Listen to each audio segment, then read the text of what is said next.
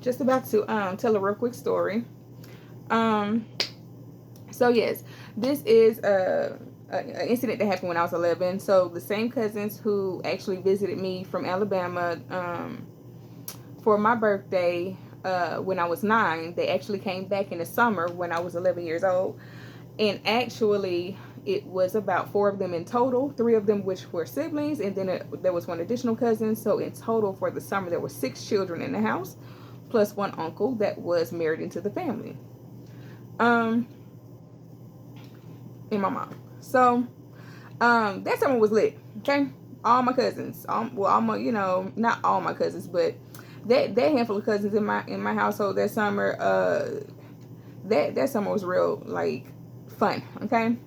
However, there was a moment where one day my mom, she decided to go to the gym, um, which was a very rare moment at this point because I was sharing time with her between my cousins and my uncles and stuff. So this one-on-one time was very like a rare moment. So my mom, she asked me if I wanted to go to the gym with her, and I said, yeah, I'll go with you. It's just me and her spending some one-on-one time. We go to the gym, nobody's in there with us. Okay, she's teaching me how to walk on the treadmill or do the treadmill, and then um excuse me, and then what ended up happening was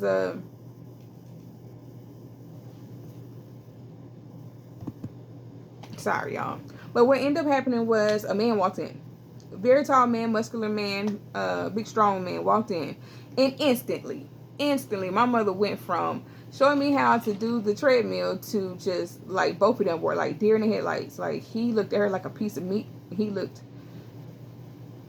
like a predator. He looked like he just did not, it was nothing good coming from him.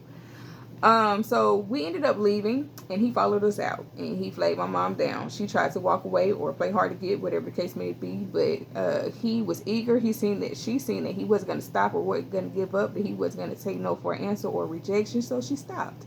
She talked to him, and he introduced himself. His name was Robo. That was a stage name for him. So he introduced himself as Robo, and they talked. We stood outside for hours and hours and hours. I mean, to me, I believe it was like 2.5 hours we were outside. I was tired, hungry, ready to go back in the house with my cousins and stuff, but having to wait on my mom. Eventually, we ended up walking back home, and he walked us home. Once we got to the house, I went in the house and turned in for the night. My mom stayed outside and continued to talk to him right outside the front door. No big deal. The next day, well, he asked her out on a date, so he came the next day for the dates. We were outside playing, all in Texas heat. We get ready to come back in the house for the evening, and the door's locked. We had been locked outside for hours. 6 of us beat on the door. It's beaming. It's beaming. I'm talking about it is hot outside. We're about to pass out. We haven't had anything to drink. Some of us had to go to the restroom. It's hot. Um, and they're looking at me like, why did she lock? Like I had the answers or something. Like, why did your mom lock us outside? Like, what's going on in there?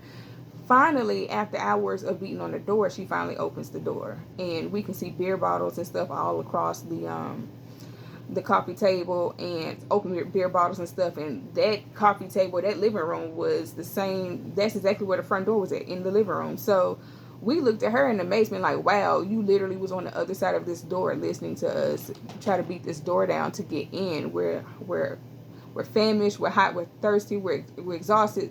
Somebody, some of us had to go to the restroom. Like, what is going on? We're hungry. Why would you do us like that? Why you just ain't open the door and let us do what we need to do?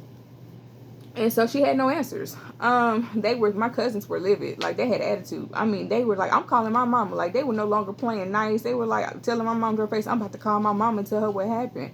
I'm about to call my dad and tell them what happened. So they did just that. They reported back to their parents, and their parents decided immediately, that they were going to come and get them. I tried to beg my cousins not to do that because I knew their parents were going to say, well, we're coming to get y'all. And the plan was never for them to come get them that early. So basically, my mom ruined the summer by locking us all outside for this man, this stranger. And so I'm upset. That man did not leave. That man stayed the entire night. My cousins had pallets and stuff in the living room, and I was in my bedroom sleeping. And that night, that man and that stranger and my mama was waking up the neighborhood. I mean, my uncle heard it. I heard it. It woke me up out of my sleep. I'm throwing shoes at the door. My uncle gets up because he's about to beat on the door, and he sees me. And I'm at this point, I'm in tears because I am embarrassed. I am humiliated. I am ashamed. I am disgusted. I just can't believe she would do that with all these kids in the house. She would do that after locking us all outside for hours. Just selfish, and I don't know what to do with all these feelings, so I just burst out into tears. And my uncle, he came to hug me and console me, and he said to me, "I know I don't like it either. I'm so sorry that you got to go through this. I don't like it. I don't like it." And so the next day, the man left, and my mother had zero shame. Zero shame. So my uncle and my mom got into it, and this was the cool uncle, the fun uncle, like the young uncle everybody wanted to hang with. Like he rarely got into it with anybody. I almost never saw him argue with anybody, but he got into it with her about that real bad. And so like plans, my cousins and their parents, they all left and went back to Alabama and left me and my brother with this man. But on their way out, as they were leaving our house, this strange man on day 3 was moving in. He was bringing all of his clothes. He was bringing all of his belongings. He was moving in as my cousins were moving out. And this was a recipe for disaster.